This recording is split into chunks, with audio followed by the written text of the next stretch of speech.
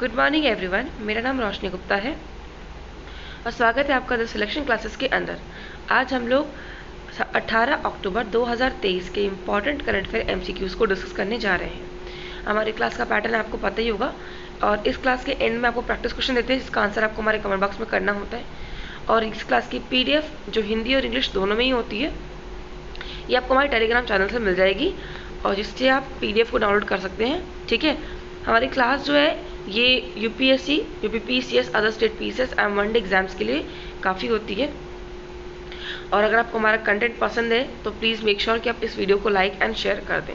ठीक है, और इस चैनल को सब्सक्राइब करना ना भूलें सो दैट आपको ये वीडियो ऑन टाइम मिलती रहे। रोज़ 7 बजे हम आप लोगों के लिए करंट अफेयर क्वेश्चन की वीडियोज़ को लेकर आ जाते हैं सो दैट आपको देरी ना हो अपने करंट अफेयर को प्रिपेयर करने में और अपने एग्जाम को फुल स्पीड से तैयार कर सकें। ठीक है, तो हमने लास्ट क्लास में जो क्वेश्चन दिया था पहले उसका हम सोल्यूशन देख लेते हैं। क्वेश्चन था ग्लोबल हंगर इंडेक्स 2023 में भारत की रैंकिंग क्या है। What is India's ranking in the global hunger index 2023। इसका आंसर आपको बताना है। इसका ऑप्शन है 111, 112, 113 और 107 एंड द आंसर इज ए 111। ठीक है, भारत सरकार को 111वां स्थान मिला है ग्लोबल हंगर इंडेक्स के अंदर।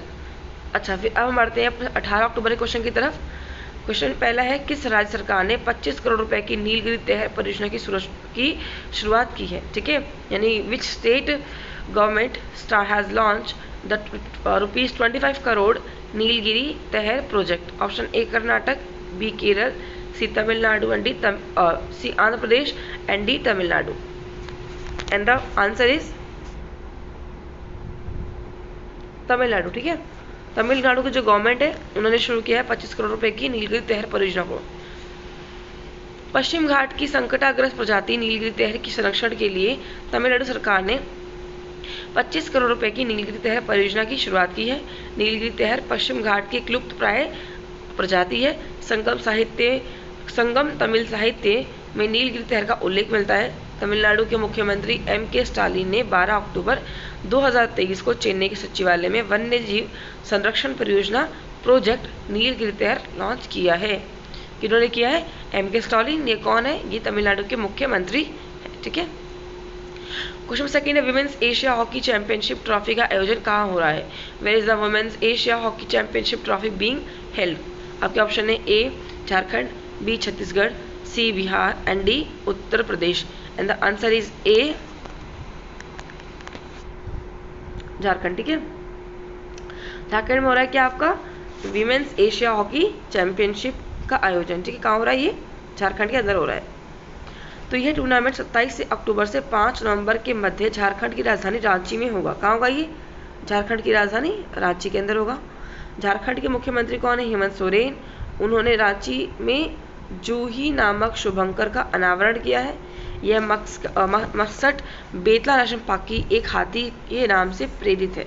तो जूही क्या है? बेसिकली एक जो बेतला नेशनल पार्क है उसमें एक हाथी है, उसका नाम है आपका जूही और उसी को ही शुभंकर बनाया गया है किसका? आपके इस टूर्नामेंट का। ठीक है, 2028 गेम्स का आयोजन कहाँ हो रहा है? 2028 ओलंपिक्स गेम का आयोजन कहाँ हो रहा है? Where will the 2028 Olympic games be held. A Russia, B America, C Canada, D Bharat and the answer is B America. America के जो मैरीलैंड है, सॉरी अमेरिका का जो लॉस एंजलिस है वहाँ पे क्या हो रहा है? 2028 की ओलंपिक की तैयारियाँ चल रही हैं।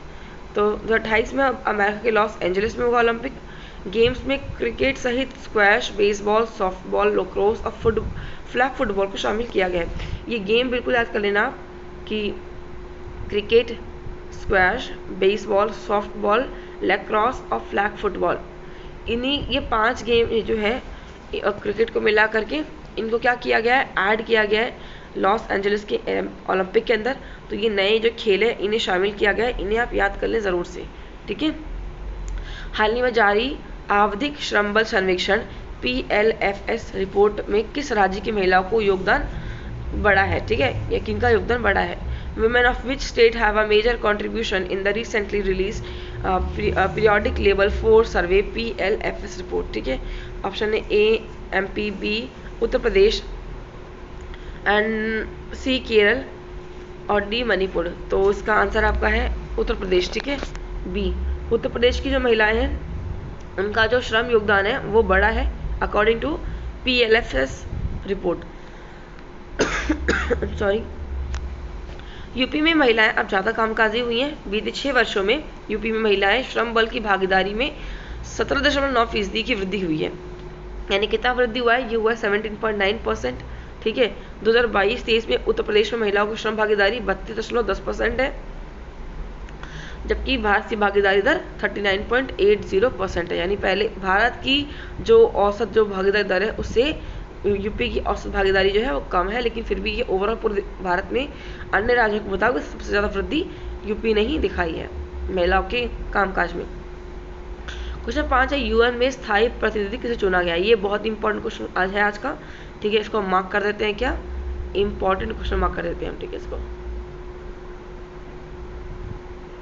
तो बताना है, who was appointed permanent representative to the UN? A Arindam Bagchi, B Shubman, D लिकिनेल एंड डी उपयोग सभी या कोई भी नहीं। बताना है कि ये सारे ही हैं या कोई भी नहीं है। एंड द आंसर इज ए, जो आपके अरिंदम बागची हैं ये यूएन में स्थायी यानी परमानेंट प्रतिनिधि के रूप में नियुक्त हुए हैं। विदेश मंत्रालय के प्रवक्ता अरिंदम बागची को जिनेवा में संयुक्त राष्ट्र और अन्य अंतर्राष्ट्रीय संगठनों में भारत का स्थायी प्रतिनिधि नियुक्त किया गया है। जिनेवा में बागची इंद्रमणि पांडे का स्थान लेंगे। इसके पहले कौन थे? इसके पहले थे आपके इंद्रमणि पांडे, ठीक है। अब इनका स्थान कौन ले रहे हैं? ये अरविंदम बागची ले रहे हैं, जो भारत का रिप्रेजेंटेटिव होंगे, स्थायी रिप्रेजेंटेटिव होंगे किसके अंदर? विदेश आपके संयुक्त राष्ट्र और अन्य अंतर्राष्ट्रीय संगठनों में, ठीक है। क्वेश्चन नंबर 6 है आज का, भारत और किस देश के बीच पहली 2+2 वार्ता संपन्न हुई है? The first 2+2 talk were held between India and which country? Option है ए यूके, बी चीन, C Tanzania and D Thailand. And the answer is A UK. UK और भारत ने पहला अपना हैंड इन हैंड जो 1+1 जो 2+2 जो वार्ता है उसे शुरू किया है, ठीक है। हाँ, तो देखिए हमारे आज की जितने क्वेश्चन थे हमने सारे क्वेश्चन डिस्कस कर लिए। आपके 18 अक्टूबर के सारे क्वेश्चन हमारे हो चुके हैं। अब हमारा क्वेश्चन है practice question of the day का। क्वेश्चन है आपका, IMF रिपोर्ट में भारत की वृद्धि दर 2023 और 2024 में दोनों में ही कितने % रहने का अनुमान व्यक्त किया है? यानी ये IMF, ठीक है, इंटरनेशनल मॉनेटरी फंड के अकॉर्डिंग बताना है आपको। The IMF report has estimated what percentage India's growth rate will be in both 2023 and 2024, ठीक है। आपका ऑप्शन है 6%, बी 6.3%, सी 6.2% एंड डी 6.35%। इसका आंसर आपको हमारे कमेंट बॉक्स में करना है। इसका आंसर मैं आपको अपनी नेक्स्ट वीडियोस में दे दूंगी, ठीक है। इस क्लास अगर आपको ये क्लास पसंद आती है देन मेक श्योर कि आप इसको लाइक कर दें एंड शेयर भी कर दें, एंड प्लीज़ मेक श्योर कि आप इस वीडियो को भी इस चैनल को भी सब्सक्राइब कर दें, सो दैट आपको ये वीडियो ऑन टाइम रिसीव होती रहे और सुबह 7 बजे हम अपने इस करंट अफेयर के सेशन को कंटिन्यू करते रहें, ठीक है। और हमारी क्लास आज होती है यहाँ पे ख़त्म। उम्मीद है आपको क्लास अच्छी लगी होगी। Take care and thank you so much for this class. All the best for exams. Be focus, be continue with your studies, continue practice it and all the best, ठीक है। तब तक के लिए अपना ख्याल रखना। बाय।